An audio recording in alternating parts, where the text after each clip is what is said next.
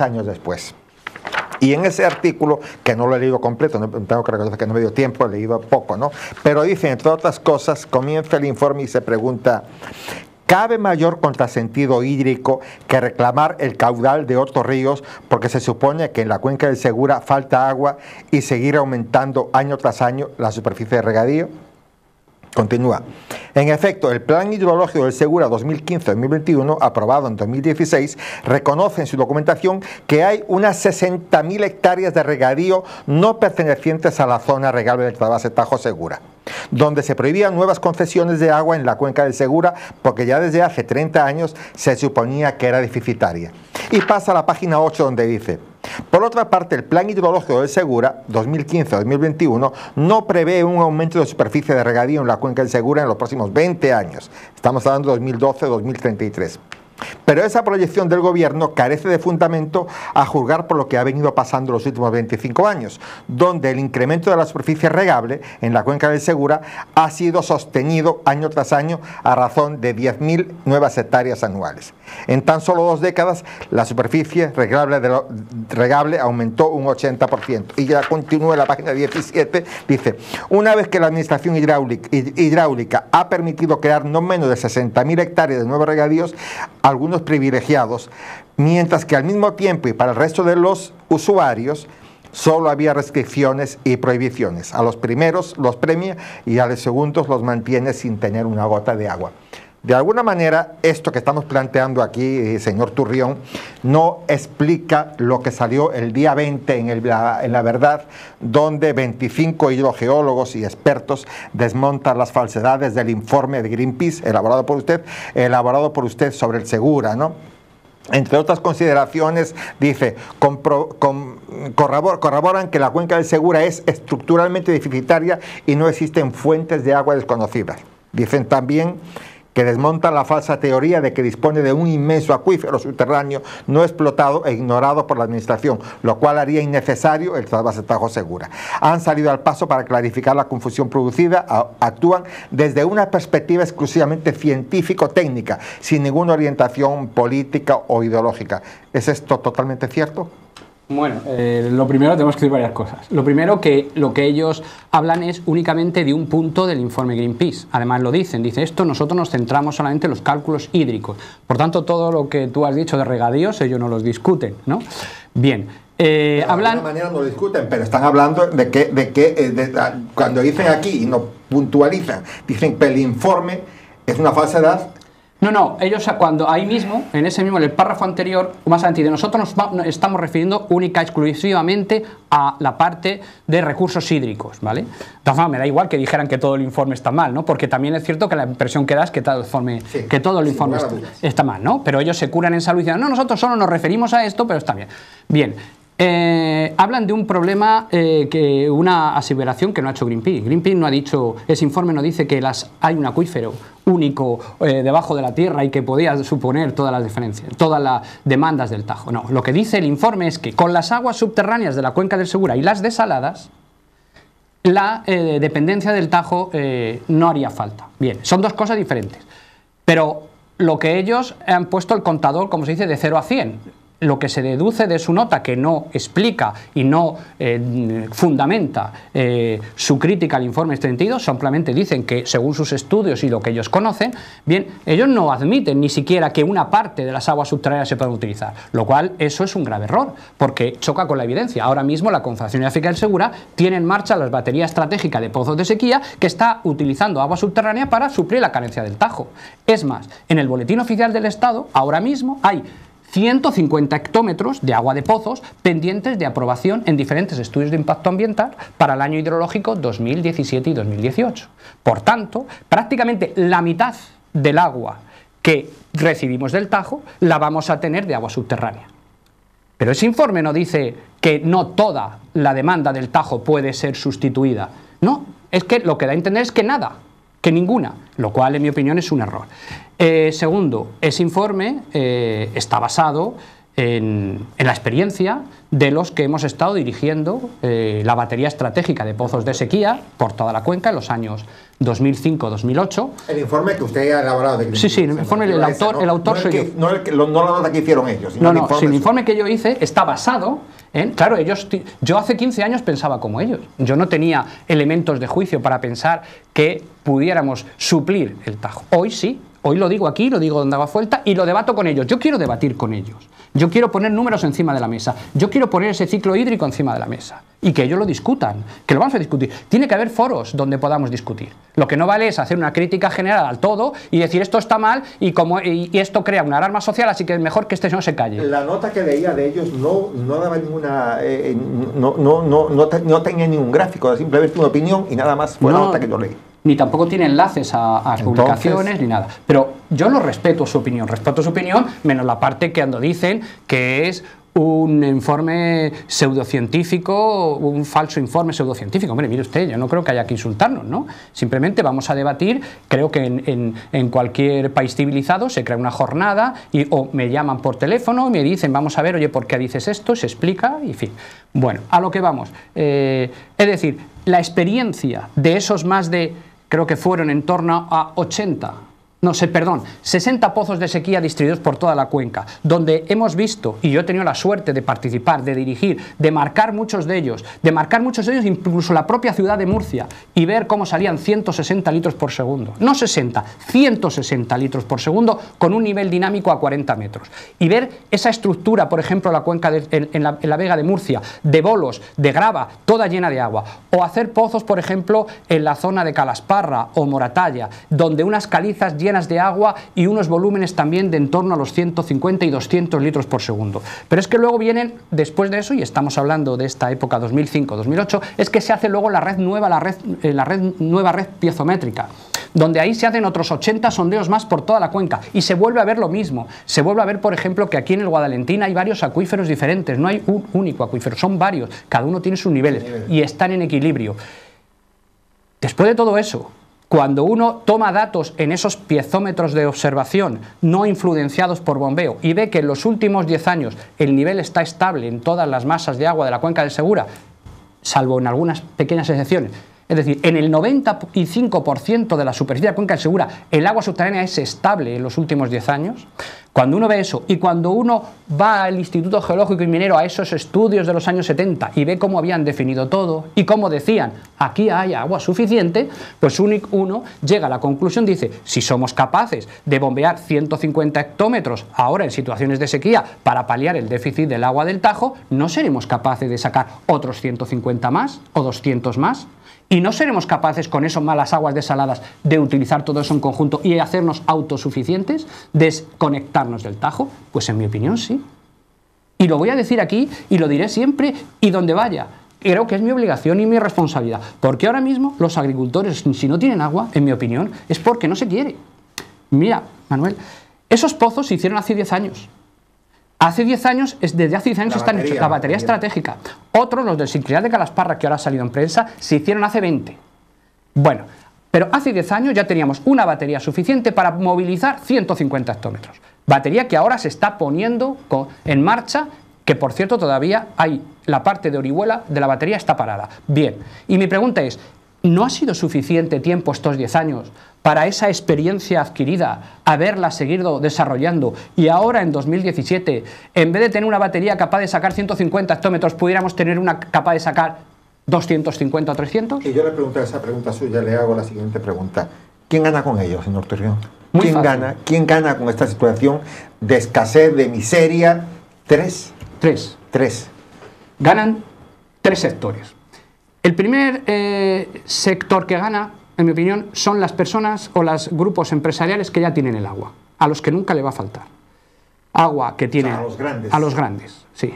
Y a los aguatenientes. A los que tienen el agua de forma legal por derecho y a los que tienen de forma, podemos decir, pseudo-legal. No digamos que de forma clara. Es decir, esas grandes empresas a las que no les falta agua están exportando cada año más a Europa y al mundo entero productos hortofrutícolas, es decir, la facturación de productos hortofrutícolas y bebidas envasadas no ha dejado de crecer lo que llevamos del siglo XXI en la región de Murcia. Bien, Estos tienen el agua, desde mi punto de vista, asegurada. Y yo digo, ¿tendrán mucho interés en que pequeños regantes también se acerquen al mercado de la exportación a producir también? No sé, yo una vez me enseñaron que cuando se hielan todos los limones de una huerta y queda un huerto con limones, es el que más vale. Ese es el primer poco interés. El que tiene el agua asignada por concesión, dice, oye, mira, pues si tú no tienes, ¿qué le vamos a hacer? Móntate un autobús y pide el agua del Ebro. Bien. Eso es el primero, y ellos tienen mucha presión, tienen mucha influencia. El organismo de Cuenca, la Confederación Segura, pues es un organismo que, en mi opinión, debería tener una estructura jurídica de más potencia, de tener más fuerza ante la sociedad, de tener más herramientas para controlar la situación, y ellos tienen agua, ellos están a gusto así. Otro sector muy importante, las grandes constructoras del IBEX 35 que fomentan grandes infraestructuras, grandes presas, grandes trasvases. Hoy hemos enterado la noticia que el trasvase Júcar-Vinalopó sigue sin funcionar. Me parece que costó 400 millones de euros, sigue sin funcionar. Para la grande constructora lo que pide es echar hormigón, no echar agua. Es decir, ellos ganan construir. Ellos ganan cuando ponen metros cúbicos de hormigón. Si ponen agua y solucionan el problema, cuando hay un problema resuelto no interesa. Bien, entonces es otro sector muy importante. Hace poco hemos oído a un empresario en prensa también, Luis Fernando del Rivero, diciendo que lo que había que hacer era el trasvase del Tajo Medio y que los acuíferos estaban sobreexplotados, etc. Falso, gran falsedad. Los acuíferos, como insisto, cuando se miden en puntos de observación que dice la ley representativos, que no bombean, están estables y llevan así muchísimos años. Bien, ese es el siguiente sector. Estos que quieren ahora hacer una mega desaladora gigantesca y hacer el negocio del siglo porque van a hacer y van a vender el agua a todos. Mientras a los regantes del campo de Cartagena les siguen sin autorizar sus pozos que ayudarían, sacando su agua, a que no fluyeran nitratos al Mar Menor. Ya van dos. Y me falta el tercero, las grandes multinacionales del agua privatizada que operan en los ayuntamientos, tipo Suez, que es la matriz de Agbar, Hidrogea, etcétera, donde gestionan el agua municipal y donde, pues cuando nos suben el recibo un 10% de agua, pues si nosotros nos han hecho creer que no tenemos agua, pues vamos a aceptar de buen grado que nos suban el 10% porque no hay agua. Hoy aparece una noticia, por ejemplo, como la empresa Suez, que es la matriz de Aguas de Barcelona, Hidrogea, etcétera, se reúne con la ministra pidiéndole que ella, como multinacional, está acostumbrada a gestionar el agua de abastecimiento y que podría gestionar el agua de regadío en la cuenca del Segura. Porque dice, hay una mala gestión. ¿En qué quedamos? ¿No hay agua o estamos gestionando mal? Suez, Hidrogea, Aguas de Barcelona, tiene de los mejores hidrogeólogos de España. Ahí sí que hay buenos hidrogeólogos, porque están todo el día haciendo pozos. Muchos abastecimientos de España los está llevando filiales de Hidrogea, perdón, de Suez, del grupo Suez, y se basan en agua subterránea, en muchos pozos. ¿Qué es lo que va a hacer Suez si entra en el mercado de la gestión del agua de riego? Pues lógicamente sí que ahorrará agua en regadío, pero va a hacer pozos. Va a hacer pozos, va a utilizar esa agua subterránea a lo que los ciudadanos nos dicen que no hay y a la que algunos que dicen expertos dicen que es que no hay solución. Y una, al hilo, perdona un segundo, simplemente me acabo de acordar, en lo que refería al informe, esta carta de los expertos, donde decía yo que no todos son hidrogeólogos. Sí tengo que decir que han firmado 25, sí, entre ellos un padre y un hijo, pero bueno, a lo mejor que querían llegar al número 25 y eran 24, bien. Pero hay una cosa muy clara, en mi opinión los mejores hidrogeólogos de España no han firmado eso. Es más, yo conozco a algunos, no lo han firmado. ¿Han emitido opinión sobre ese informe? Tampoco les conozco opinión, yo algunos con los que he hablado personalmente, pues están en consonancia con que se estudie, no van a dar la razón 100%, pero sí que hay una vía de explorar esa solución. Es bueno explorar, investigar, eso es la ciencia, ¿no? Pero la mayoría, como insisto, no han firmado ese informe y algunos no lo han firmado a pesar de que les han llamado de 3 personas diferentes para que lo firme. Eso me lo han dicho esta mañana, alguno en concreto. Me comentaba ahora que los 3 elementos que de alguna manera determinan la pregunta mía de por qué, quién gana con esto, eran 3 elementos económicos, sí, industriales económicos. ¿Y dónde está el elemento político? O sea, ¿qué hace el político? Simplemente le hace una reverencia a los poderes económicos. Entonces ese luchar por el pueblo, ese defender los intereses del pueblo, se quedan solamente en palabras bonitas en los mítines, o porque yo no entiendo la cuestión. Pues yo pienso que sí. Es decir, el señor presidente de la región de Murcia, el señor Mira, pues decía que él es trasvasista. Mire usted, el trasvase podrá ser usted lo que quiera, pero usted tiene que resolver el problema el año que viene. Un trasvase no lo resuelve usted el año que viene. Mira a ver qué soluciones tenemos este año. Cuando el señor Mira no se pone a reflexionar o no se pone a debatir, o mire usted, voy a decirlo, hay un informe de Greenpeace donde se dice esta alternativa. A mí me hubiera gustado que me hubiera llamado el presidente del Sindicato Central de Regantes del Trasvase Tajo Segura, el señor Lucas, y me hubiera dicho, siéntate conmigo o vamos a sentar públicamente, porque si tienes razón, haremos lo que tú dices, y si no, pues te vamos a decir que eres un farsante y que pues estás engañando a la prensa. Bueno, pues él no ha llamado. El señor consejero de Agricultura, señor Francisco Jodar, lo primero que dijo es que yo pues estaba medio casi como loco por decir esas cosas. Pero él no me ha llamado tampoco para decir, vamos a ver, vamos a preocuparnos por los pequeños regantes. Curiosamente, porque luego el señor Francisco Jodar se hace una foto en un agua de pozo del Sinquilá de Calasparra. O sea, no cree que las aguas subterráneas sea una solución, pero que cuando quiere ver agua saliendo, se va al Sinclinal de Calasparra y un pozo que da 200 litros por segundo, que por cierto, este domingo saldrá en televisión española, en canal 24 horas, en el programa Report, a las 8 y pico de la tarde, este señor se hace una foto por delante del agua de pozo y dice que no cree en eso. Pues creo que si usted está preocupado por los pequeños y medianos agricultores de la cuenca de Segura, de Totana y del Valle de Guadalentín, si hay una persona que tiene una idea, siéntese con él públicamente para que se vea si tiene argumentos o no tiene argumentos, y ahí empieza a buscar soluciones. Entonces, cuando yo veo que lo único que hacen es criticar el informe de Greenpeace, decir que eso no vale y que eso no tiene solución sin aportar argumentos, mi enfoque es que ellos están defendiendo los intereses económicos, que los han puesto ahí. No es defender o preparar un poco los intereses económicos de algunos cuando expertos comentan que el cambio climático pesa, comentaban unos expertos, dicen, el cambio climático pesa sobre 3.47 millones de hectáreas de regadío, que aportan casi el 60% de la renta agraria nacional. Alcanzar un gran pacto del agua debe ser una de las prioridades. ¿No es eso el gran pacto del agua que conlleva pingües beneficios para un sector importante? Que implica trasvases, que implica canales, que implica una serie de cosas que no sería necesario si reconociéramos que la cuenca del Segura es autosuficiente, por ejemplo. Por supuesto. Mire usted, mientras estamos hablando aquí, en la ciudad de Murcia, tenemos que achicar agua de los garajes para que no se inunden los coches. En los sótanos, a razón de entre 1 metro cúbico en verano por segundo, 1000 litros por segundo y 2000 litros por segundo, hay que achicar agua de los garajes para que no se inunden los coches. Eso no lo verá usted en televisión ni contado en los periódicos. Agua que se podía utilizar para regar. Bien, esa es una de las cosas que escondemos. Entonces, lo que estamos diciendo, efectivamente, pero la gente dice, ¿qué es esto del Pacto Nacional del Agua? La gente dice, Pacto Nacional, pues donde sobra el agua, traerla. Dices tú, pero vamos a ser serios y vamos a decirle a la gente una cosa. Ante el horizonte del cambio climático que tú apuntas, ¿de verdad que creemos que alguna región de España va a ser tan tonta, los ciudadanos, y van a ser tan ingenuos, que van a decir, vente y te llevas el río Ebro, por ejemplo, para que luego quede como está ahora mismo el Tajo lleno de espumas con los embalses vacíos? ¿Creemos que si no fuera una dictadura como fue la de Franco, se hubiera hecho el trasvase Tajo Segura? Si Aznar, con mayoría absoluta que tenía, no pudo hacer el trasvase del Ebro, ¿creemos que podemos coger ahora y irnos a donde sea, o al Tajo medio que dicen, y traernos el agua del Tajo, cuando el río Tajo tiene unas garantías, unos mínimos estándares de calidad que tiene que pasar en la frontera con Portugal? Vamos a ser serios. No podemos seguir engañando a la opinión pública todos los días. Tendremos que pensar en que tenemos que empezar a situarnos en el escenario de la autosuficiencia hídrica.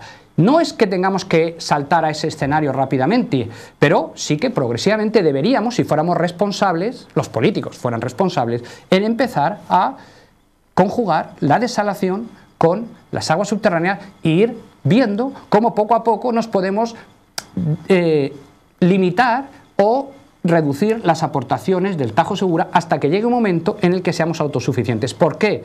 Porque cuando seamos autosuficientes tenemos garantía de agua todos los días del año y todos los años. No tenemos que depender de una situación estrés como esta porque haya sequía en la cabecera del Tajo y no tengamos agua. Y también tenemos que redefinir, en mi opinión, el concepto de solidaridad. Es que cuando yo oigo la prensa, es trasvases solidarios, oiga, ¿usted cree que puede decirle a Castilla-La Mancha, a Entrepeñas y Buendía, a Sacedón, a los pueblos de la cabecera, que sean solidarios cuando ellos no se han podido duchar este verano? Que han tenido que suministrarse con cisterna, que mientras nosotros en Murcia, toda la región, nos hemos duchado este verano todas las veces que hemos querido, ellos han tenido que esperar colas para que el camión cisterna llegue de agua. Y dice usted que el Tajo, tenemos que ver el tema del trasvase solidario con el Tajo y convencerles. Oiga, vamos a ser serios y dejar de engañar a la gente. Tenemos, en mi opinión, tecnología suficiente para esos 350 hectómetros que de media nos vienen del Tajo, sustituirlos poco a poco con agua subterránea y desalada.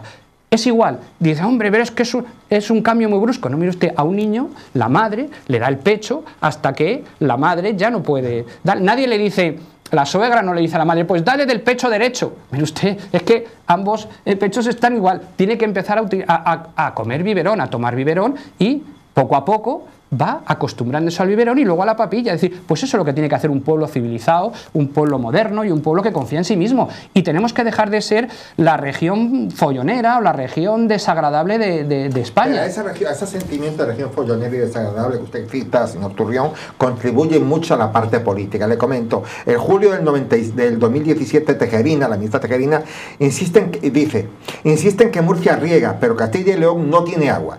Explicó que solo en la cuenca del Segura se han movilizado 250 hectómetros cúbicos adicionales. Es una realidad que en Castilla y León no se está regando, en Murcia sí se riega, aunque dice y avanza que no sabe hasta cuándo. De alguna manera no es poner en contra a una parte de la población contra Murcia, haciendo la comparativa de que en Castilla y León no se riega y en Murcia sí se riega, cuando en Murcia es una región que no tenía que tener ese problema. Claro, pero cuando tú no... Pues eso, los políticos nos enfrentan con Castilla-La Mancha porque dicen que ellos no son solidarios, pero los otros ven que no tienen agua, nos enfrentan con Aragón porque también queremos traernos el agua de Aragón, en fin, nos enfrentan innecesariamente por cuestiones económicas de unos cuantos con regiones cuando nosotros podíamos trabajar y esforzarnos en ser autosuficientes. Yo lo vi, o sea, cuando en los años 2005-2008 la Confederación Nacional Segura se puso a hacer los pozos de sequía en la Vega de Murcia, no hubo manifestaciones, hubo una sequía como esta.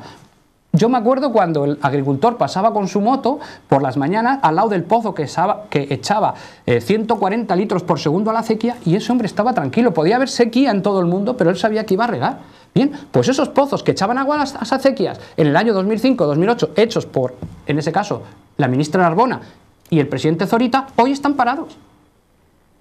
Entonces no tiene mucha explicación. Hemos visto un episodio de contaminación del río Segura el otro día donde han aparecido 200 peces muertos, 200, digo 200, sí. No, cientos de peces muertos porque no había caudal ecológico en el río Segura a la altura de la pasarela Manterola y el puente de los Peligros. Pues bien, aguas arriba, hay dos pozos, uno en cada margen, que se llama el Pozo Malecón y el Pozo Barriomar, cada uno con unos 140 litros por segundo, que si se hubieran puesto en funcionamiento hubieran mandado un caudal ecológico al río Segura, hubieran diluido ese vertido y los peces no se hubieran muerto. De hecho, esos pozos se hicieron precisamente para dar caudal ecológico al río Segura en circunstancias de sequía como la actual y diluir vertidos puntuales. Bueno, pues no se han puesto en marcha. ¿Y por qué no se ponen en marcha? Pues esto es lo que hay que preguntarse. ¿Por qué hacemos esta gestión, en mi opinión, tan nefasta de las propias infraestructuras que ya tenemos? Lo único que se me ocurre pensar es porque alguien está mirando o forzando esta escasez a ver si cuela algún trasvase, alguna obra pública, va a hacer rico alguna cosa. Las reivindicaciones, señor Turrión, para lograr ese derecho al que todos tienen, que es el agua, ¿no? ¿Basta luchar por ellas con las manifestaciones o hay de alguna manera otro instrumento? Me refiero bien entendido, no vaya a pensar la gente que estoy invitando a nada. ¿Algún instrumento útil? Porque hemos visto que las manifestaciones no conducen a nada, realmente sigue lo mismo. ¿Habría algún instrumento que los agricultores puedan hacer para que los políticos, los no políticos, los agricultores grandes entren en conciencia de que el agua es un derecho de todos para trabajar? ¿Hay algo que se puede hacer? Bueno, pues yo creo que esto que estamos haciendo creo que es muy bueno, muy importante, ¿no? La divulgación en medios de comunicación donde pues se dé otro punto de vista.